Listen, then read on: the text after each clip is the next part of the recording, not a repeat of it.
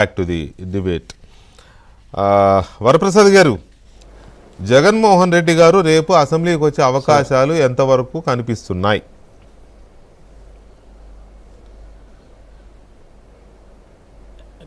వెంకటకృష్ణ గారు ఈరోజు ఏదో వాళ్ళ ఎమ్మెల్యేలతో ఏదో మాట్లాడుతున్నట్టుగా తెలుస్తుంది. మరి ఇంతవరకు దాని నిర్ణయం ఏంటో ఇంతవరకు అయితే బయటికి రాలేదు. మీకు ఏమైనా వస్తే చెప్పండి, షేర్ చేయండి.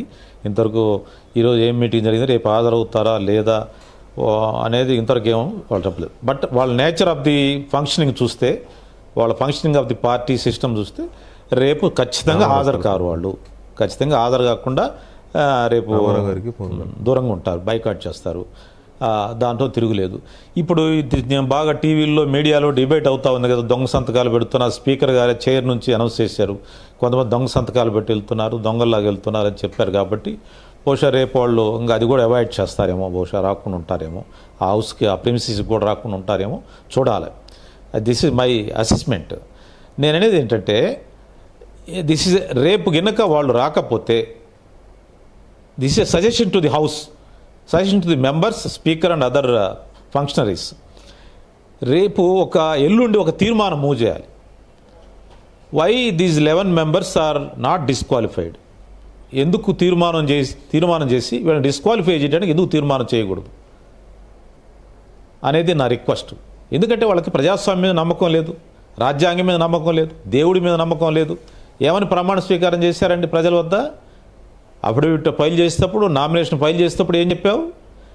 మరి బీఫామ్ తీసుకునేటప్పుడు ఏం చెప్పావు? తర్వాత ఎలక్షన్ కమిటీ ఆర్ఓ దగ్గర ఏం ప్రమాణం చేసి తీసుకున్నావు? తర్వాత అసెంబ్లీకి వచ్చి ఏం ప్రమాణ స్వీకారం చేశావు? రాజ్యాంగం ప్రకారం నేను నా విధులు నిర్వహిస్తా అని చెప్పావు. నన్ను గెలిపించిన ప్రజలు, నా కాన్స్టిట్యున్సీ ప్రజలు దైవ సాక్షిగా అని చెప్పారు కొంతమంది, ఎక్కువ మంది. మరి ఇప్పుడు ఏం చేస్తున్నారు మీరు? దైవ సాక్షిగా విరుద్ధంగా చేస్తున్నారు, రాజ్యాంగానికి విరుద్ధంగా చేస్తున్నారు. అలాంటి వ్యక్తులు, అంటే ప్రామిస్ను వైలేట్ చేసి రాజ్యాంగాన్ని, దేవుణ్ణి విస్మరించినటువంటి సభ్యులు వాళ్ళు కంటిన్యూ కావచ్చా? వాళ్ళు బాయ్కాట్ చేస్తూ వాళ్ళు ఇష్టం వచ్చినట్టు చేయొచ్చా? వాళ్ళు తాడేపల్లి ప్యాలెస్లో కూర్చొని మాట్లాడుకోవచ్చా? రేపు సభ మూవ్ చేయాలి, ఒక రెజల్యూషన్ మూవ్ చేయాలి. వాళ్ళ శాలరీస్ని కట్ చేస్తూ సభ మూవ్ చేయాలి.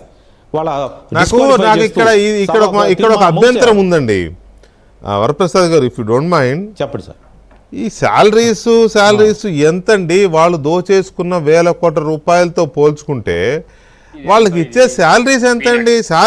శాలరీలు ఎందుకు తీసుకుంటున్నారు సభకు రాకుండా? వాళ్ళకి ఎంత 2 లక్షలు ఇస్తారా నెలకి ఇచ్చినందుకు?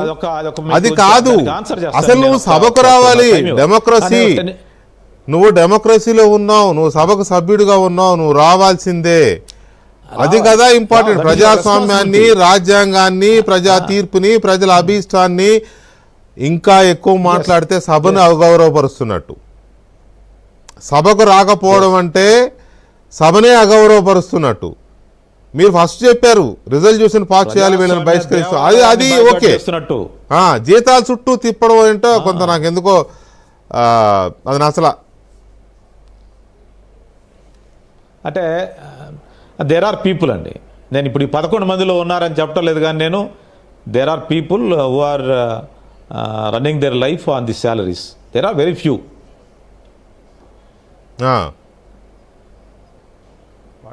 There are people. చాలామంది నాకు మాజీ ఎమ్మెల్యేలు ఉన్నారు, మాతో పనిచేస్తున్నారు. మేము అందరూ శాలరీస్ మీద ఉండేవాళ్ళు, పెన్షన్ల మీద ఉండేవాళ్ళు చాలామంది ఉన్నారు. అంటే ఇప్పుడు ఈ వైసీపీలోనూ 11 మంది ఉన్నారా లేదనేది నాకైతే ఐడియా లేదు.